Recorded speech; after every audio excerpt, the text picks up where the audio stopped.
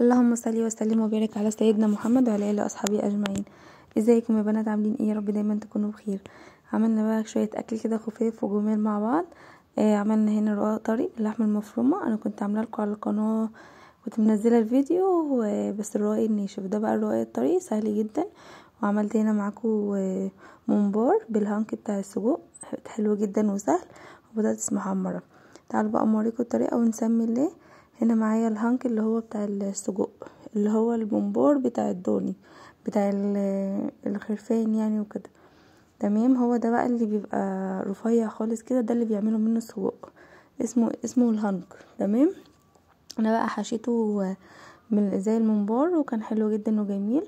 تعالوا اوريكم الطريقه ونسمي الله. هنا معايا كوبايه رز مغسوله، ومعايا هنا بصلايه متقطعه، ومعايا هنا خضره مشكله، ومعايا هنا طماطم مضروبه في الخلاط او في الكبه، بس يا ريت لو تضربيها ما تحطيلهاش ميه. تمام، عايزه تقطعيها ماشي، عايزه تضربيها تمام مفيش مشكله. هنا بقى معايا نزلت بالبصليه بتاعتي الاول على الرز طبعا مغسول وناشف، ونزلت بشويه خضره، وهنزل بقى بشويه طماطم عليها، واقول لكم على البهارات اللي هحطها. معايا هنا بابريكا من كل حاجه، يعني ايه، اقل من معلقه صغيره كده، بتاع نص معلقه.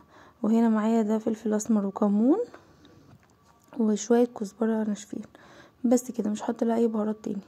وطبعا الملح معانا، هقلبها بقى واحط لها معلقتين زيت. تمام، عشان الرز يبقى مفلفل كده من جوه وميبقاش ماسك في بعضه، فاحط لها معلقتين زيت. هقلب بقى كل الخلطه دي كده مع بعضها. عايزه انت بقى تقطعي لها طماطم وتدعكيها كلها في قلب بعضها من غير ما تضربيها في الخلاط، تمام مفيش مشكله.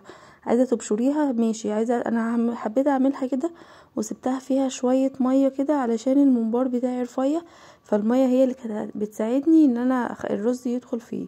تمام، ليه؟ لان هو طبعا رفيع جدا، فكان بيبقى من الصعب ان انتي تعمليه والرز بس كده يكون ناشف وينزل فيه، ما كانش هينفع خالص، كان هيبقى صعب وما كانش هيتعمل معاكي كويس. بس هنا بقى ده معايا القمع، تمام، اللي هحشي بيه، لان طبعا هو مش هينفع يتحشي غير بالقمع. بس ده بقى كان قبل الاخير، يعني في مقاس اصغر من دون بس كان مكسور من عندي، ما كانش موجود، فالاصغر من ده هيبقى معاكي احسن. بس ده بس بقى بحاول احط شويه رز واحط شويه ميه، واحاول انزل كده الرز بالميه اللي انا بحطها بتاعه الطماطم دي اللي بتساعد معايا الرز ان هو ينزل بسهوله.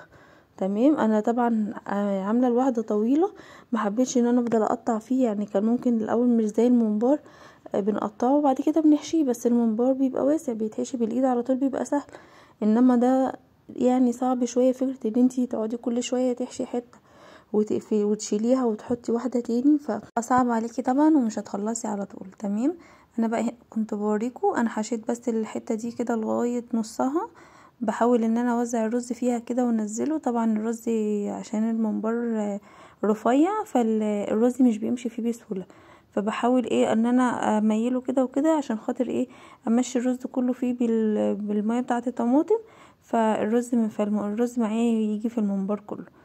تمام، بس لو لسه بقى اول مره بتشوفيني متنسيش تعملي لايك وتعملي اشتراك في القناه وتفعلوا زر الجرس عشان يوصلكوا كل جديد، وتشوفوا الوصفات، وان شاء الله الوصفات تعجبكم. خدوا كده لفه حلوه في القناه وشوفي الوصفات اللي انا بقدمها، ولو محتاجين اي حاجه قولوا لي في الكومنتات وانا عيني ليكوا واعملها لكم حاضر. بس هنا بقى بصوا، انا كنت بس بوريكم ان انا بحاول ان انا احط شويه رز مع شويه طماطم واحاول ان انا انزلها كده في الممبار، لان هو طبعا رفيع جدا. بصوا هو متعب شويه، بس والله العظيم حلو جدا وطعمه جميل ويستاهل بصراحه، يعني اي حاجه بتطلع حلوه تبقى وتعبتي فيها يبقى تستاهل التعب اللي انت تعبتي عليها. تمام، بس بصوا بقى ان انا كنت بحاول امشي الرز في الممبار كله، بدل بقى ما تقعديش تقطعي فيه وتعملي حته بحته، هيبقى صعب عليكي، لان هو بيخش في القمع بالعافيه، والرز بيخش فيه بصعوبه شويه. تمام، ما تحاوليش تصعبيها على نفسك. يعني انا عملت حته طويله كده من الجنبين، وبعد كده بقى هقطعها بقى على قد الممبار اللي انا هعمله. بس هو اصلا كان عامل زي السجق بالظبط، يعني ممكن بقى تجيبوا الهانك دون وتحشوه بقى، تتبلوا لحمه سجق تتبلوها وتحشوه بقى سجق برضو، ممكن بالقمع بالطريقه دي برضو هيبقى سهل جدا معاكم وهيبقى حلو جدا برضو، والذي اصلا كانوا فاكرينه ان هو سجق. بس عجبهم جدا وكان جميل. بس بصوا بقى انا هنا عملته ورحت مقطعه الواحده بقى ايه على 3 زي ما تكون بقى الواحده طولها قد ايه معايا، بحشيها كلها وبعد كده بقطعها. بصوا انا بس كنت بوريكم اهم حاجه ان انتوا الممبار لما تيجوا تحشوه ده او التاني ما تخلوهوش الرز فيه كتير او منفوخ، خلوه متبطط كده لان هو لسه هينزل الميه والرز هيستوي فيه، فعشان خساره الرز ما يجيش في الميه كتير ويفك منه، لا يعني ايه حاولوا على قد ما تقدروا تظبطوا الدنيا كده. بس هنا بقى معايا ميه مغليه وهروح نازله عليها ايه بالممبار على طول. بصوا ما خدش معايا وقت خالص، يعني ما كملش مثلا ربع ساعه على البوتاجاز، مسافه بس انتي بس اهم حاجه تقلبيه عشان خاطر ما يلزقش في الحله. وتحطيه وتسيبيه بعد شويه بصي عليه شوفي واحد لو قدم الرز استوى بتاعه يبقى خلاص، يبقى هو الممبار استوى، يعني ايه ليه تسويته في الرز. بس هنا انا بس قلبته واحط له بقى شويه البهارات بتاعتي. جبت هنا طماطميه وحته فلفل حامي وورق لورا وحبهان وحطيتهم فيه وغطيتهم بقى وسبتهم ايه مع بعض. تعالوا بقى اوريكم ايه الرواية. انا بس هنا كنت بزود له حبه ميه تاني عشان ايه بس ميه مغليه طبعا علشان خاطر ايه ما يلزقش مني في الحله ولا كده. بس واغطيه بقى واسيبه. معايا هنا بقى الممبار اسفه معلش الرواية الطري ده، الرواية اللي احنا كنا عاملينه. هبقى اسيب لكم الفيديو بتاعه في صندوق الوصف، يبقوا شوفوه طريقه عمل الرواية الطري. كنا عاملينه مع بعض وكنا مغلفينه كده في الاكياس وكان في الفريزر من ساعتها، بس فحبيت بقى اعمله معاكم عشان اوريهولكم. كان حلو جدا برضو كان جميل.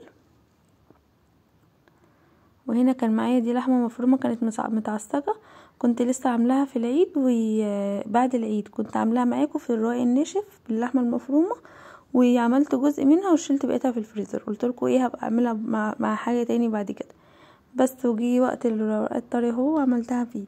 هنا بقى بصوا معايا الرقاق الطري. انا الاول حطيت دهنه سمنه في شويه حته سمنه كده حلوه في الصينيه من تحت، وعملت الحروف بتاعتها عشان الرقاق ما يلزقش فيها. بصوا معايا هنا شوربه بس شوربه بارده، اهم حاجه ما تكونش شوربه سخنه. ده مش زي الرقاق الناشف يا جماعه، ده رقاق طري فبصوا بيبقى محتاج بله شوربه خفيفه جدا اللي هو ممكن كمان ما تحطيهاش كلها فيها.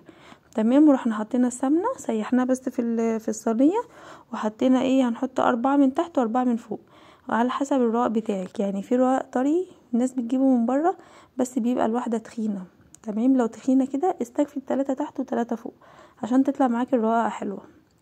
انما ده انا اللي كنت عاملاه، فانا كنت مرقاه شويه كان خفيف مش زي اللي بنجيبه من بره بيبقى تقيل. فحطيت 4 من تحت و4 من فوق، وحاولت بقى ايه ظبطته كده على قد الصينيه. بصوا حطيت بس ايه بحط يعني نص بله كده في قلب الشوربه واشيله على طول. ودي اهم حاجه تكون شوربه بارده ما تكونش شوربه سخنه علشان ما هيعجب منكم مش هتعرفوا تفردوه. بس نزلت بقى هنا معايا بعصاج اللحمه. انا كنت معصاجه اللحمه كنت يبقوا شوفوا، هبقى نسيب لكم برضو الفيديو بتاع الرقاق الناشف باللحمه المفرومه كنت عاملاه، هبقى اسيبه لكم برضو في صندوق الوصف. بس كان معايا كنت ساعتها عامله نص لحمه مفرومه، كنت هعمل صينيه رقاق واحده فقسمتها نصين، شلت نص في الفريزر زي ما هي كده والنص التاني عملت بيه. جيت لما عملته طلعته قبلها بشويه وكان سخنته على البوتاجاز وخلاص. بصراحه كانت جميله زي ما هي يعني ما حصلهاش اي حاجه. بصوا هنا انا كنت بوريكم الرقاق بتاعي اللي انا كنت عاملاه كان حلو جدا وكان طعمه جميل.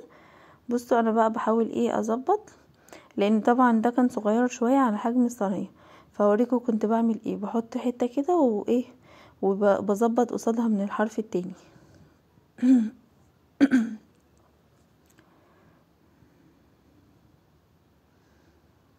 بس انا بس قفلت من هنا ومن هنا باقي الحرف ده بس هروح جايبه الرقاق برضو عليه واروح حطها برضو من على الحرف التاني.